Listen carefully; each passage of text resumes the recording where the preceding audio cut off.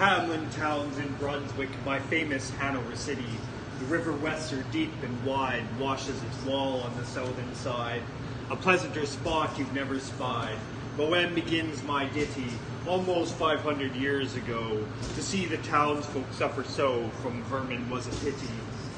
Rats, they fought the dogs and killed the cats, and bit the babies in the cradles, and ate the cheeses from the vats, and licked the soup from the cook's own ladles, split open the kegs of salted sprats, made nests in the men's Sunday hats, and even spoiled the women's chats by drowning out their speaking with shrieking and squeaking in 50 different sharps and flats. At last the people in a body to the town hall came flocking.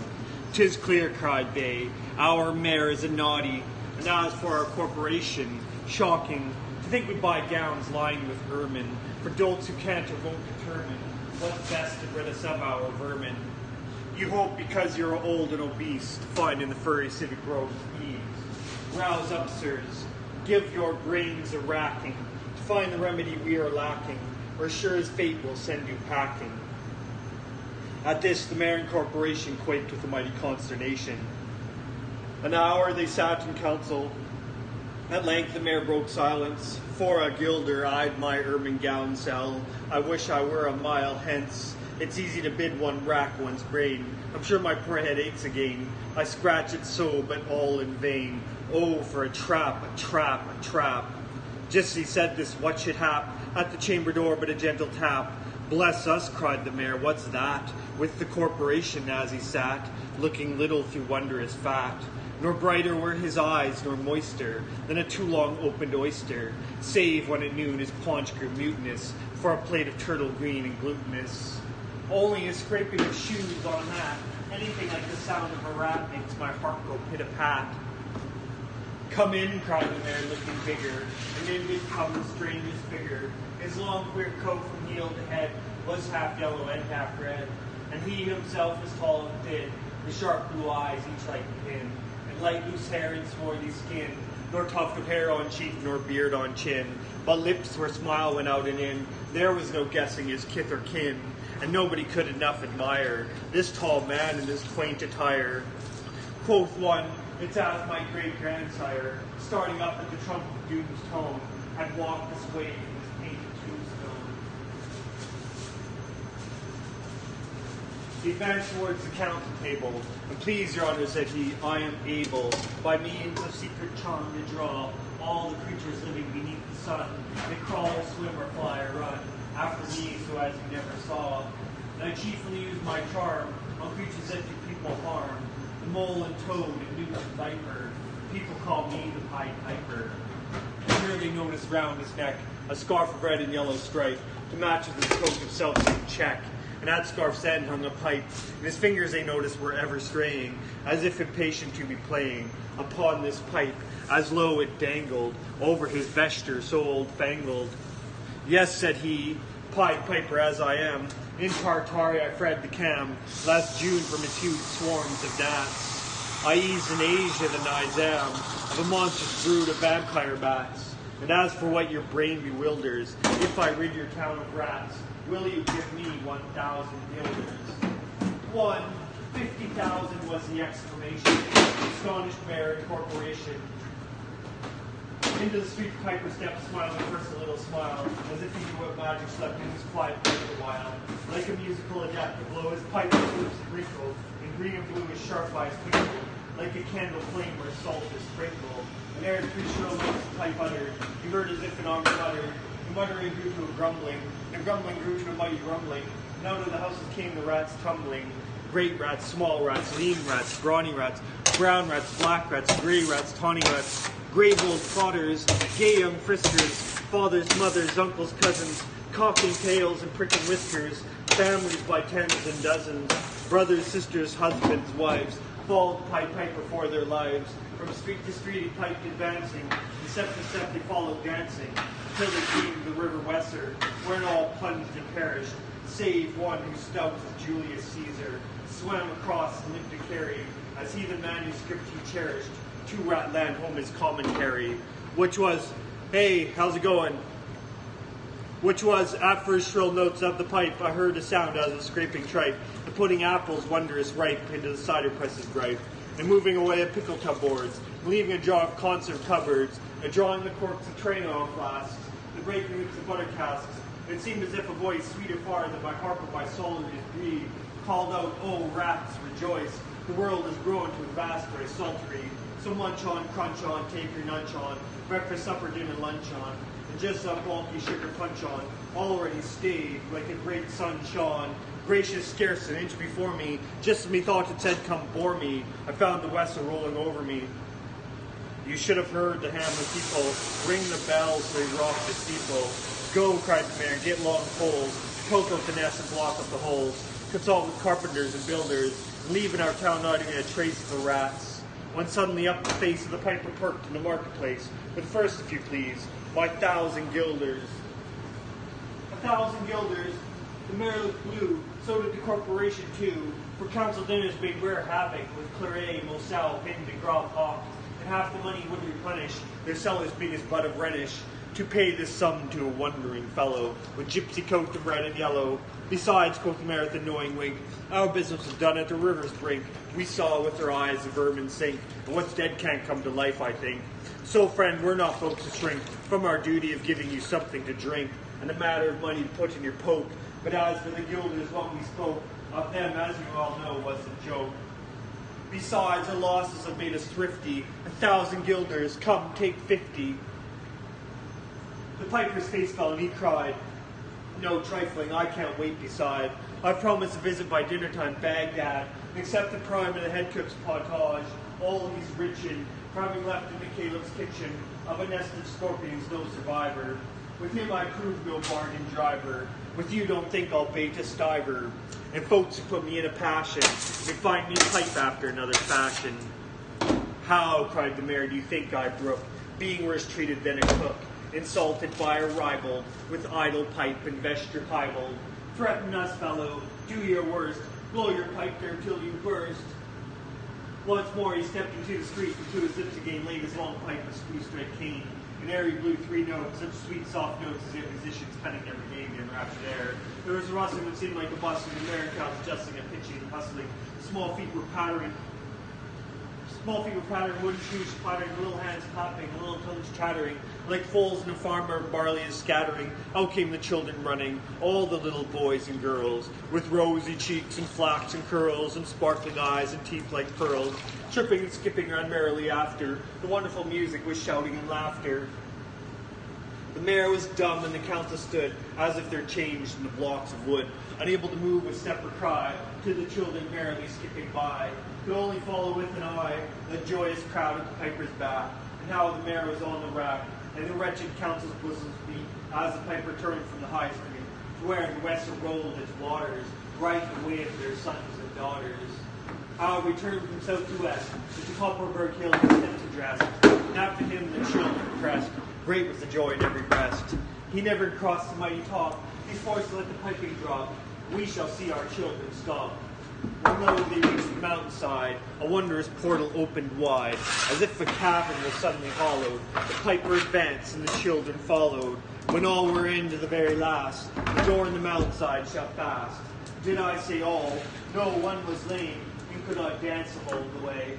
And in after years, if you had blamed the sadness he used to say, it's dull on our councils my playmates left. I can't forget that I'm bereft of all the pleasant sights they see, which the piper also promised me. For he led us, he said, to a joyous land, joining the town of just at hand, where waters gushed and fruit trees grew. The flowers were forth a fairer hue, and everything was strange and new. The sparrow was bred in a peacock here, their dogs were round our fellow deer, and honeybees had lost their stings, and horses were born with eagle's wings. And just as I became assured, my lame foot was speedily cured. The music stopped, and I stood still, and found myself outside the hill, left behind against my will, to go now limping as before, and never hear of that country more. Alas, alas, for Hamilton, it came to many a burner's pain, a text consent to heaven's gate, hopes the rich at as easy rate as the needle's eye takes a camel. And the mayor said east, west, north, and south, to offer the piper by word of mouth, wherever was men's lot to find him. silver and gold to his heart's content, if only he'd return the way he went, and bring the children behind him.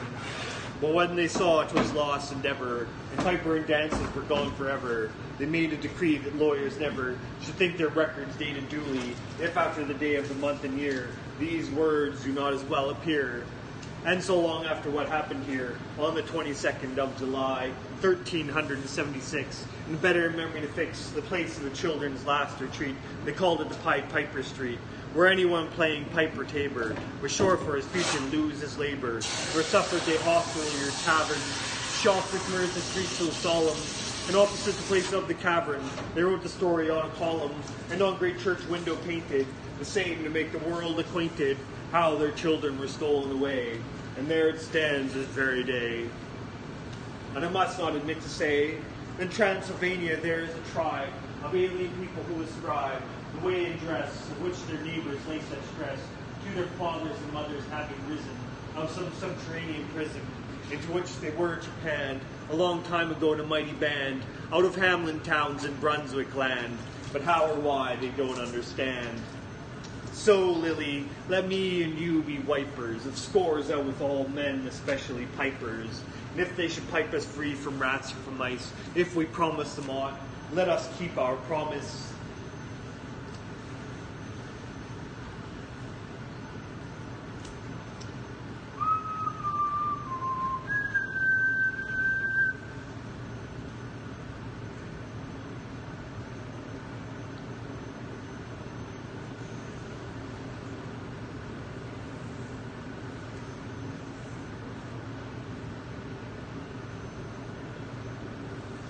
There was once a young man named Roland Hyde who played the recorder when he wasn't baking bagels.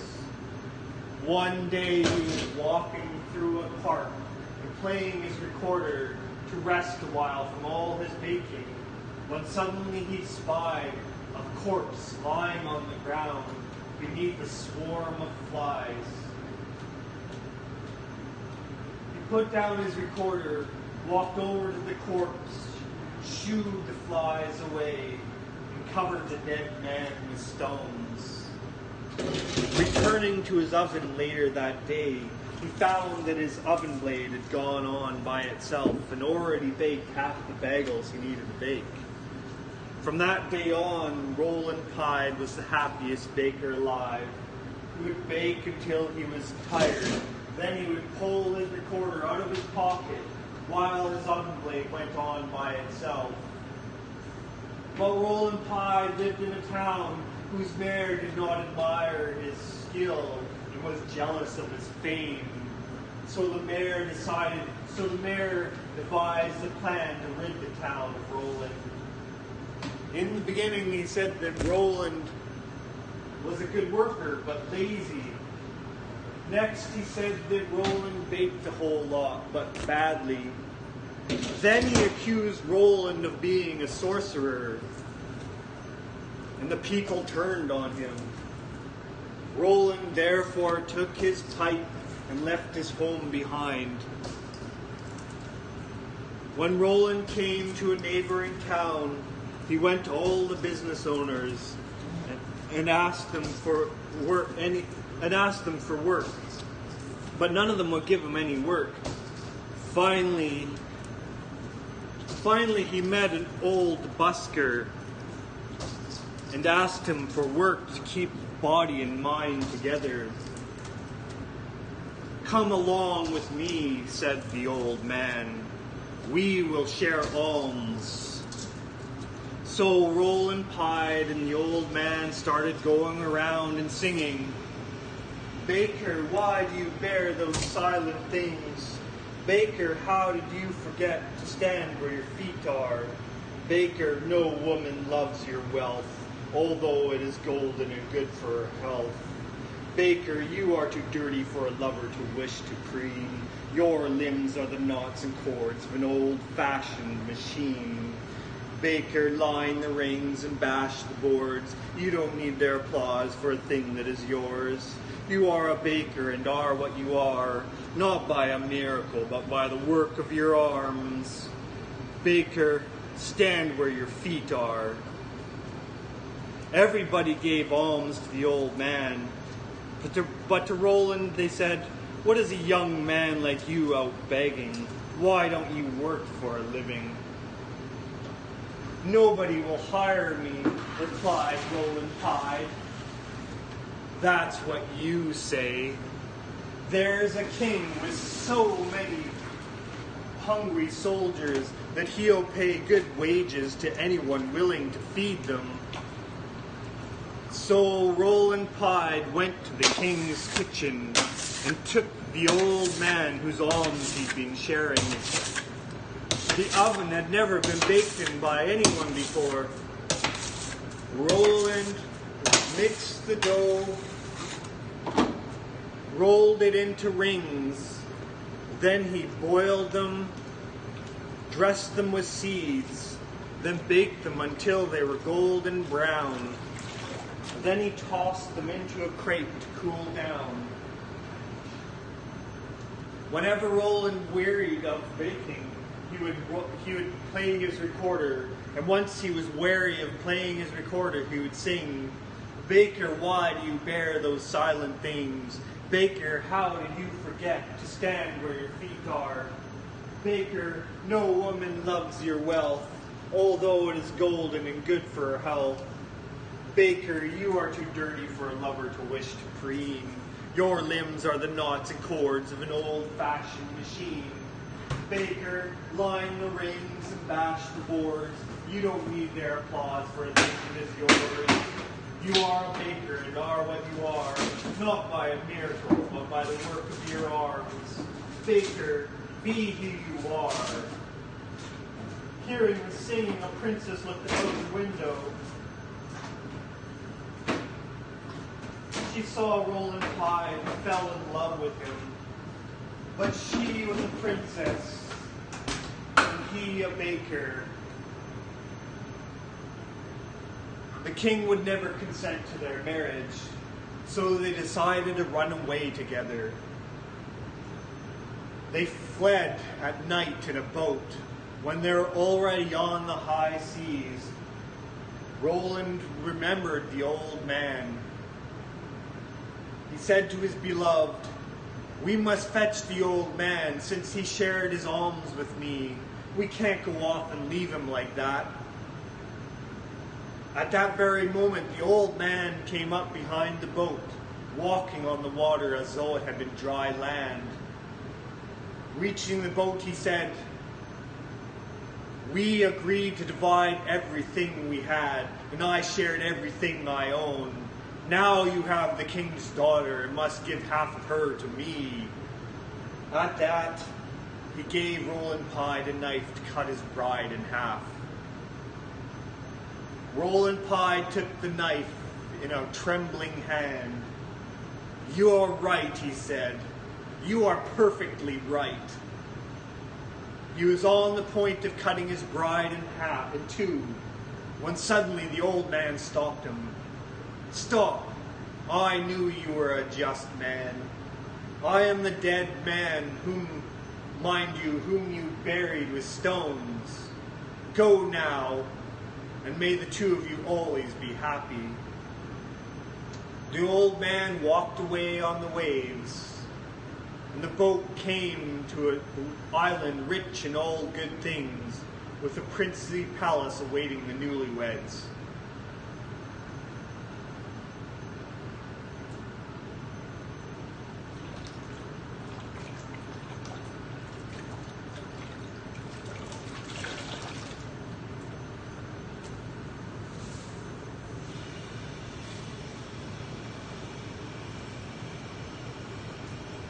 My first thought was he lied in every word, that hoary cripple with malicious eye, askance to watch the working of his lie on mine, and mouth scarce able to afford suppression of the glee that pursed and scored its edge at one more victim gained thereby.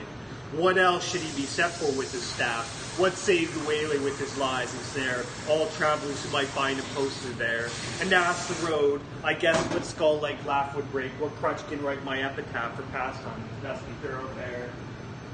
If at his counsel I should turn aside into ominous track control with reed hides and dark power, yet acquiescingly I'd turn disappointed, neither pride nor hope rekindling at the end descried, so much as gladness some end might be. For what with my whole world wide wondering, what with my search gone out through years, my hope dwindled into a ghost not fit to cope with that obstreperous joy success would bring. I hardly tried now to rebuke the spring my heart made finding failure in its scope. As a sick man very near to death seems dead indeed, and feels begin and end of tears, and takes farewell of each friend, and hears one bid the other go, draw breath freely outside, since all is over, he saith, and the blow fallen no grieving can amend. While some discuss if the other grave be room enough for this, and when a day suits best for carrying the corpse away, with caribou, banners, scarfs, and staves, and still the man hears all and only craves, it may not shame such tender love and stay. Thus I had for so long suffered in this quest, heard failure prophesied so oft be writ, so many times among the band of wit, the knights who to dark towers search and rest their steps, the gist to fail as they seem best, and all doubt was now should I be fit. So quiet as despair I turned from him, the hateful cripple, out of his highway into the path he pointed, all the day had been a dreary one at best, and dim was settling into its close, yet shot one grim red deer to see the plain catch its spray. For mark, no sooner was I fairly found, pledged to the plain after a pace or two, and pausing for backward a last view, over the safe road was gone, grey plain all round, nothing but plain to the horizon bound. I must go on, naught else remained to do. So on I went. I think I never saw such dark, ignoble nature. Nothing throve, for flowers as well expect a cedar grove. But chortle and spurn, according to their law, might propagate their kind with none to awe. You think a bird being a treasure trove. No, Henry heard this thing from Ace, in some strange sort were the land's portion. See or close your eyes at nature peevishly. If nothing skills, I can't help my case. 'Tis last judgment's fire miscure this place. Calcine its pods and set my prisoners free. If they're pushed any ragged thistle stalk above its mates, its head was chopped. The bents were jealous else, what made the holes and rents, the dog's harsh horse thieves, bruised to walk, all hope of greenness. 'Tis a brute must walk, hashing their life with a brute's intents. As for the grass, it grew as scarce as hair and leprosy. Thin, dry blades pricked the mud which underneath looked kneaded up with blood. One stiff, blind horse, as every bone astare, stood stupefied however he came there, thrust out past service in the devil's stud. Alive, he might be dead for aught I know, with red, gaunt, and callous neck astray, and shut eyes beneath the rusty mane. Seldom went such grotesqueness with such woe. I never saw a brute I hated so. He must have been wicked to deserve such pain. I shut my eyes and turned them on my heart. As a man calls for wine before he fights, I asked one draught of earlier, happier sights. Ere fitly I could hope to play the part. Think first, fight afterwards, the soldier's art. One taste of all time sets all to rights. Not it. I fancied Cuthbert's reddening face beneath its garniture of curly gold. Dear fellow, till I almost felt him fold. An arm in mine to fix me to that place. Away. Alas, one night's disgrace outwent my heart through fire and left it cold. Giles then, the soul of honor, there he stands, frank as 10 years ago when knighted first. An honest man should dare and said he durst. Good but the scene shifts, fall when hangman's hand pinned to his breast parchment. His own vanity reads it, poor traitors spit upon a curse. Better this present than past like that, back therefore my darkening path. No sound of sight as far as the eye can strain. Will the night send a howl or a bat, I asked, but something on the dismal clap came to arrest my thoughts and change their train. A sudden little river crossed my path, as unexpected as a serpent came. No tides congenial to the glooms. This, as if frothed by, might have been a bath of fiends going hoof. See the wrath of its black eddies be spat with flakes and spumes. So petty yet so spiteful, all along, all scrubby alders kneeled over it. Drenched willows clung them headlong in a fit of abrupt despair, a suicidal throng. The river which had done them all the wrong, whatever that was, rolled by the turn of wit. Which while I forded, good saints, how I feared to set my foot upon a dead man's cheek. Each step or feel the spear I thrust to seek, for hollows tangled in his hair or beard. It may have been a water rat I speared, but out it sounded like a baby's shriek. Glad was I to reach the other bank, now for a better country. Fain presage, poor the strugglers, what war did they wage? Whose savage trample could thus pad the dank soil to a path? Toads in a poison tank, or wild cats in a red-hot cage. The fight must so have seemed in that foul search. What penned them there with all the plain to choose? No footsteps leading to that more abused. None out of it, mad Druids set to work their brains, no doubt, like galley slaves a Turk, kids for his pastime, Christians against Jews. And more than that, a furlong on, why there, what bad use was that engine for? That wheel, a great gut wheel, the narrow fit wheel men's bodies out like silk, with all the air of Popin's tool, on earth left unaware of rotten sharpness, rusty teeth of steel.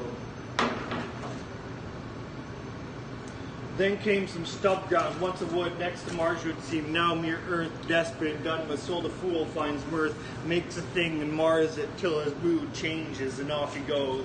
Within a rude bog plain of marsh, sandy stark black earth, now blotches rankling colored being grim, now patches worse than these leanness of the soil broken through loss of substances like oil.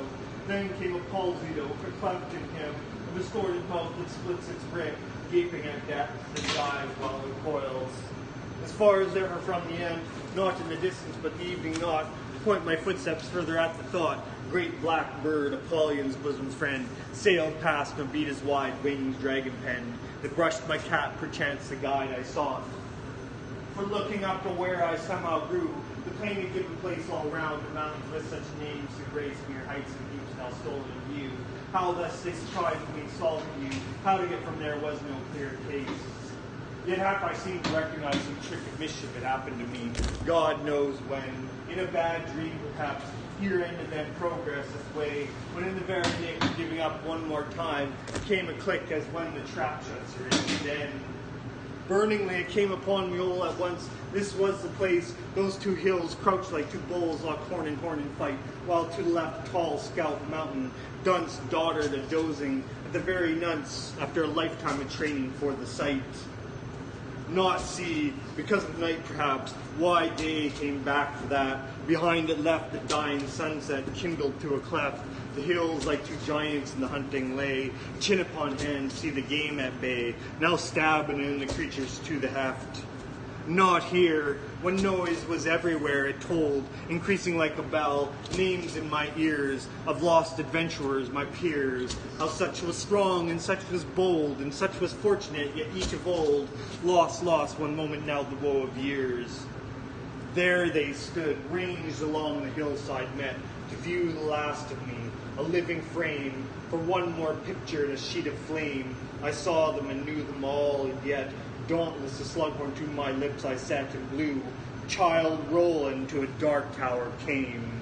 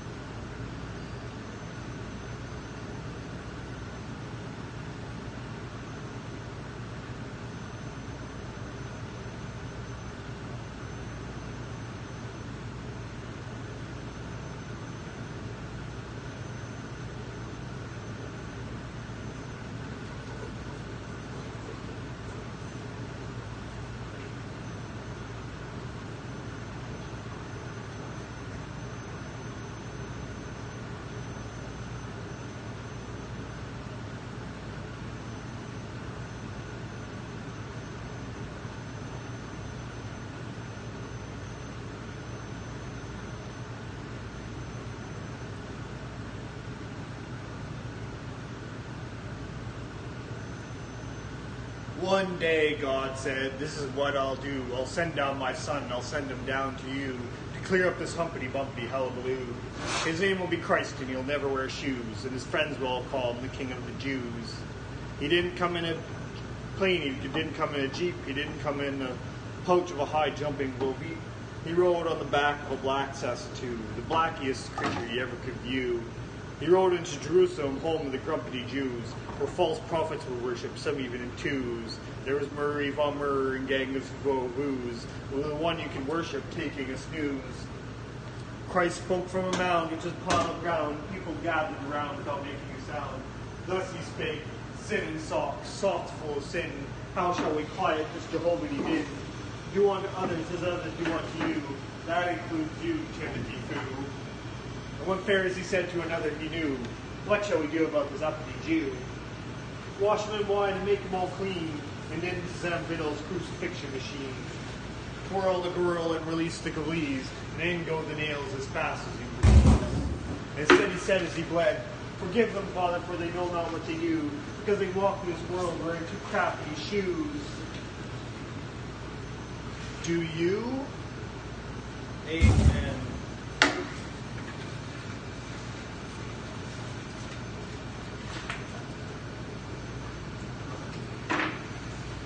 The heart asks pleasure first, and then excuse from pain. And then those little anodynes, the dead and suffering. And then to go to sleep.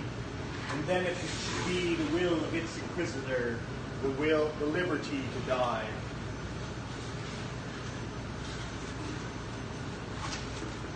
Beauty of woman, the wise heart's words, and men at arms and their nobility.